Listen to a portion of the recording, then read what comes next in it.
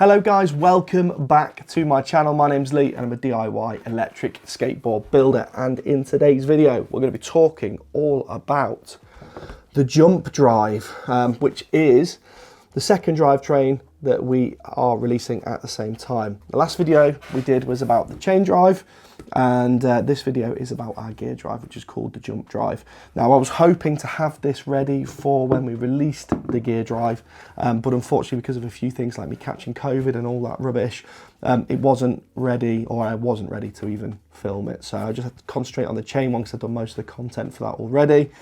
And here we are with the gear drive. So what is the jump drive?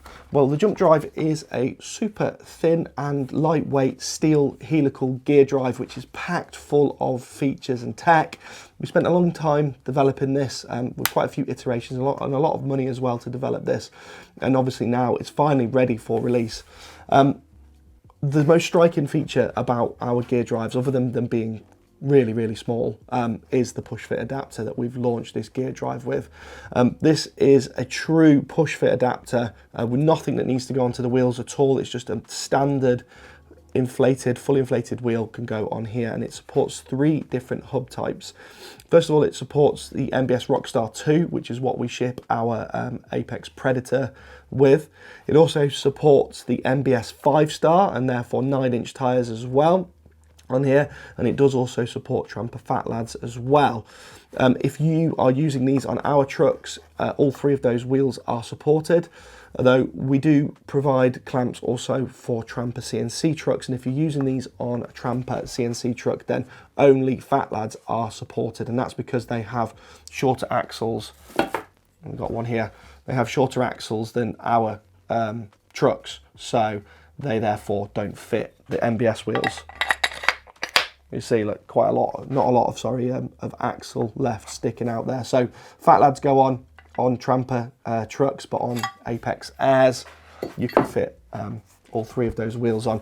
And this adapter does support all 3 of those on one adapter, so you can swap and change. There's actually 2 different positions in here. So this one, these ones here, are for the Rockstar 2 and for the Fat Lads.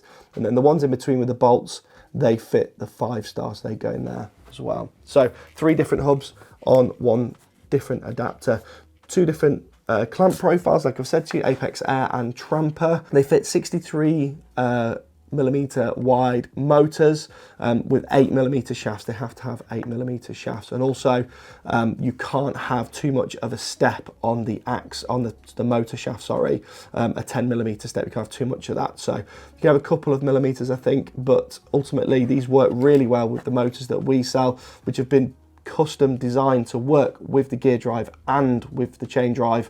And if you use our motors, you get some extra features that you don't get on other motors, including not having to glue the motor pinion to the shaft, which is a game changer, and also not cutting that shaft down. Some other features that are immediately apparent are heatsink here for motor cooling. This does work. We've simulated this in Fusion with thermodynamics, and it does aid cooling. In fact, this whole thing is designed to be a heatsink for your motor, but those do actually increase the cooling potential of this gear drive. We have like a motor adapter plate built in to the gear drive. This holds a thrust bearing for the helical forces, which when you're going forward are directed into that thrust bearing, and it also allows us to do external backlash adjustment. And some people were a little bit confused about how that works. It's very simple. This plate bolts to your motor, and then this plate is bolted to the gear drive, and these 4 bolts here, loosening them off will allow that plate to slide, and that's how you can set the backlash without even opening the gear drive up at all. It's really nice. And there's some other cool features about this, which we'll go through as we go through the installation, which is what this video is actually going to be, showing you how to install these on Apex Airs. Right, now in front of me I have a board. This is my my gear drive board. It doesn't have a battery on it at the moment because I've only got 1 battery, so I've put it on the chain drive board in order to make the chain drive video, but I've actually been riding the gear drive board more recently than the chains, and I will put the battery back on and go out for a spin later. But as you can see, this board has the gear drives already installed. So what I'm going to do is, off camera, I'm going to disassemble these two drivetrains, and I'm going to come back to you with fresh, nothing installed on the hangers, and we will do an installation together, and I'll show you how it goes, because it is a little bit tricky, I guess. There's definitely more involved than normal gear drives, and that's because there's lots of different features on here. So yeah, give me a second, I'll be back and we'll go from there. One thing I will never ever get bored of is this quick swap wheel adapter. It's absolutely insane. I mean, that's a fully inflated wheel, guys, and it just comes off like that. Never get bored of that. Actually, just as I'm taking this apart, another thing I really like about this gear drive is you can take the motor off and take it out of the gear drive. There's so many gear drives where that's not possible. You can only get the motor off if you take the gear off. And yeah, ours you can just... Now there's no grease on here because this is one of the drives that we're going to be fitting today. I threw it on the other day for the pictures, so it's actually a brand new drive. That one is one of the prototype ones, but this one is a brand new one. But yeah, that's why you don't see any grease. And the other thing I like is that if you just undo these 4 bolts here, and the whole gear drive slides off. That's also really nice. It's actually really quick to disassemble and get it off your hanger. The other thing I like is the way we've done this adapter, the motor is the phase wires are sort of angled so they're not into the truck, and they're not sticking up. You can actually have them, they're sort of nicely tucked away in here. So we've done that on purpose. It avoids the clamp, but also gets it out the way, because we like to run our motor phase wires sort of on top of the hanger and then in that way. So yeah, so there's one done. I'm actually probably going to leave the clamp on just because I don't need to take it off, but we'll go through about all of this. You can see there isn't much, you don't need much hanger space to fit these drives. That's actually 24 millimeters, so yeah, not a lot. So yeah, we got one off. I'm just going to get the other off and then I'll be back. Right then, so I have a hanger here which has no drives installed anymore. It does still have the clamps on. I'm not going to take the clamps off for the video because they're already on. They're already nice, tight working. So I'm just going to leave them on. But when we get to that, I'll tell you all about that. The first thing you're going to want to do is you're going to want to disassemble your gear drive. And actually, look how bloody skinny this gear drive is. It's ridiculous. You're going to want to disassemble the gear drive. So you want to take off the adapter bolts, of which there are 5. And then you want to take off these bolts here, of which there are 6. And these ones on the corners here are longer than these. So these are, I can't remember, maybe 16 millimeters, and all of the rest of these bolts are all M410s. So easy to identify. But yeah, we're going to take this apart and I'll show you the inside.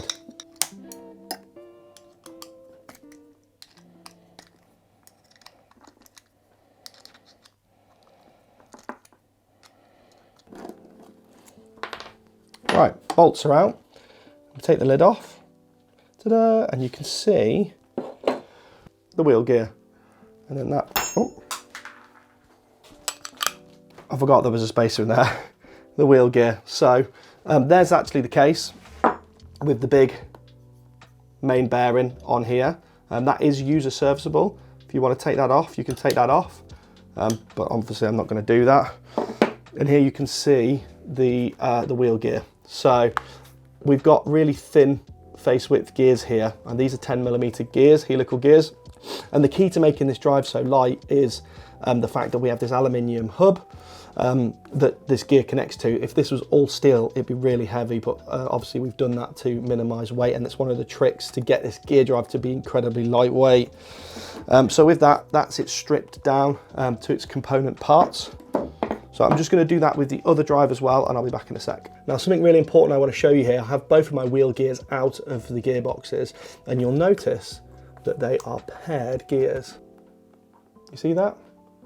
That's very important, because what that means is that these need to be installed on the correct side in order to get the side load forces, the axial loads from the helicals into the thrust bearings in the forward direction.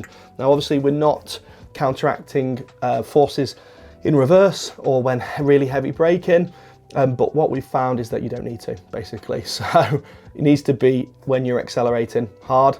So that's what we've done. It does mean that these need to be in the correct order. If you're building a 4-wheel drive and you're putting these on the front, they need to be in the reverse order from what the instructions say. So I'm going to show you how to do it on the back.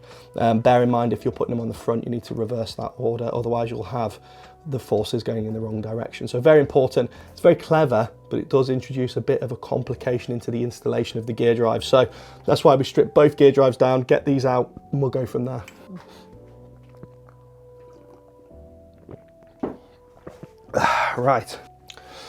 Right, so you strip the gear drives down to their component parts.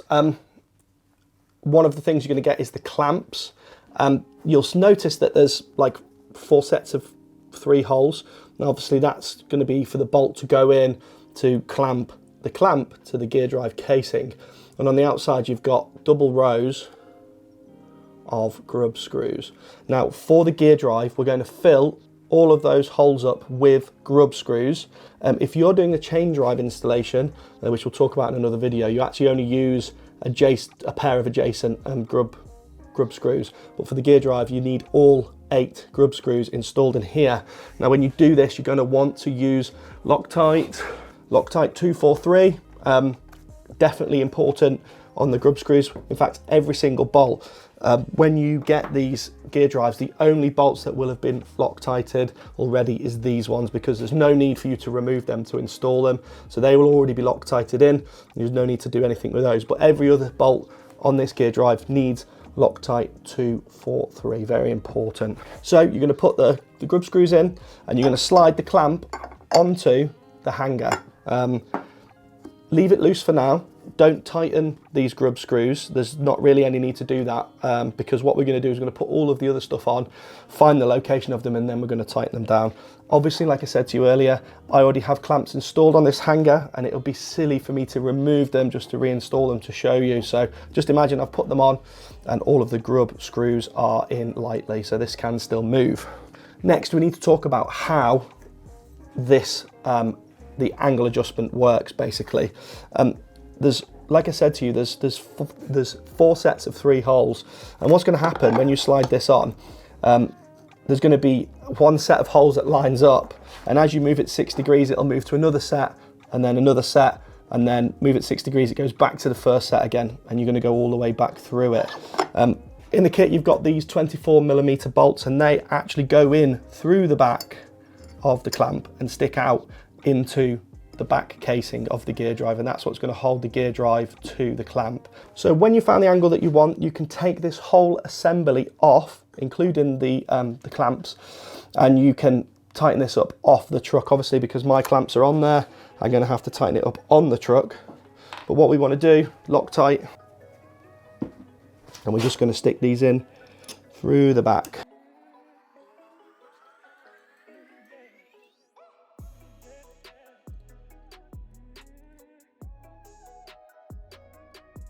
Right, now, as I told you earlier, these gears are paired, so it's going to be really important that we get these on the right way round. Refer to the instructions, guys, it's very important. First thing we need to do is put the spacer on, 10mm spacer that you got on the kit, and then the correct gear for your side, like that. Now the next thing we're going to do is we are going to prep the motors. You'll find your motor adapter. This is the space for the thrust bearing, but first we need to attach these to the motors, so we're going to go and do that now. You'll see 4 screw holes. They are correspond to the adjusters on the outside here, so this adapter goes sort of that way. Hope I can explain that properly. You'll see 1, 2, 3, 4, 1, 2, 3, 4. So that goes this way, and it's going to slide that way. So on our motor, we know our motor is going to go in this way. That means we need to secure this that way round. M4 by 8mm bolts, bit of Loctite, not loads on this. You don't want it going into the motor. Right, nice and tight. So you've got this arrangement now. And in here is where the thrust bearing is going to go. So you will receive 2 of these thrust bearings in your kit.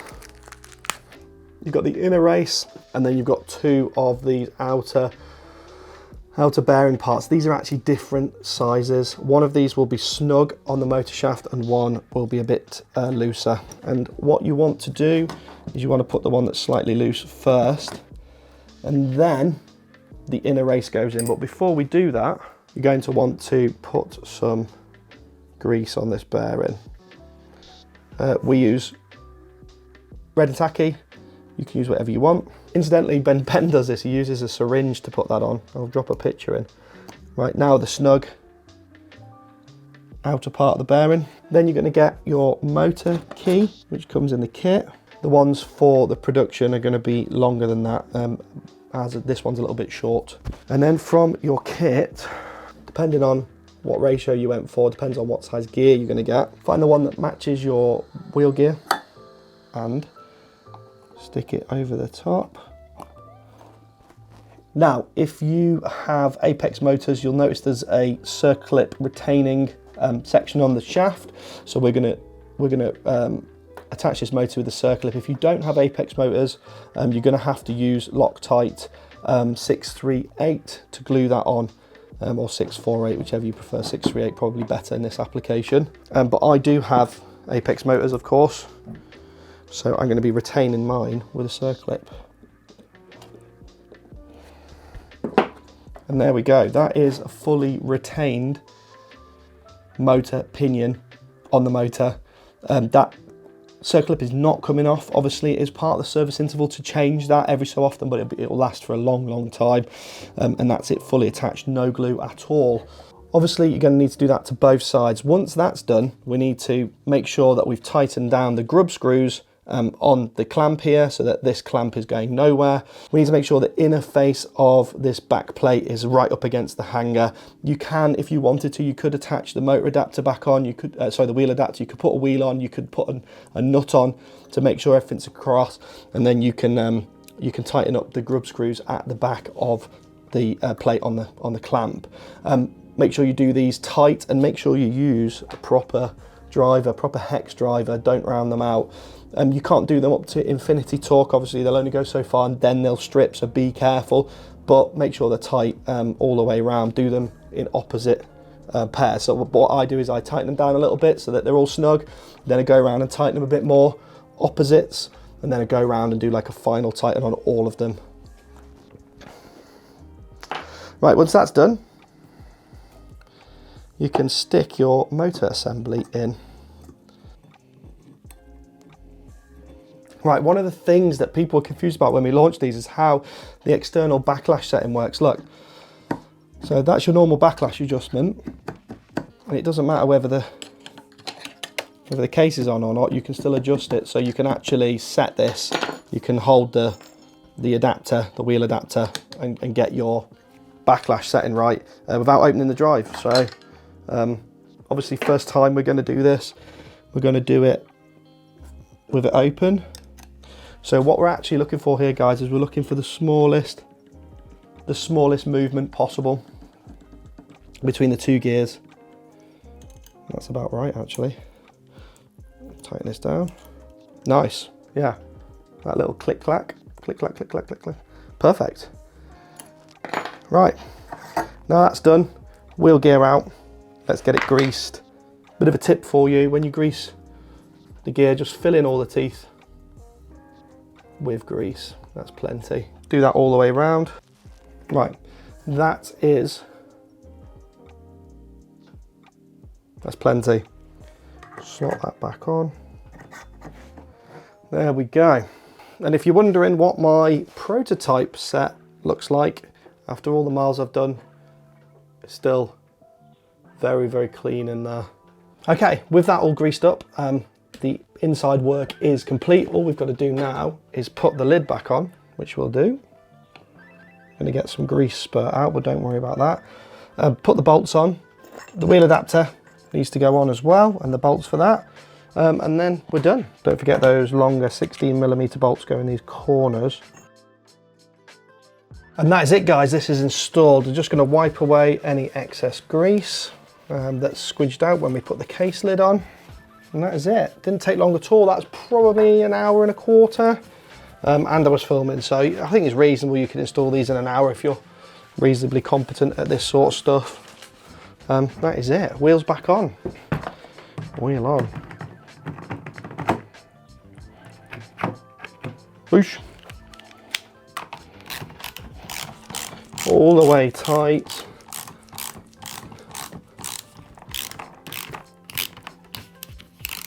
And then back it off a touch. Okay. Check your backlash. If it's wrong, like one of mine is here, it's too tight, well, we can adjust that externally, can't we?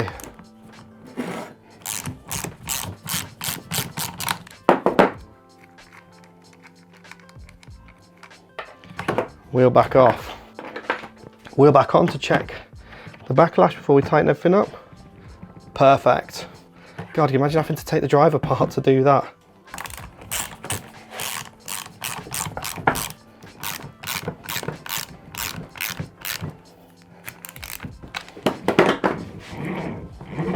Sounds good. Right, I guess you want to know what they sound like, so let's get a battery installed and we'll go out for a ride.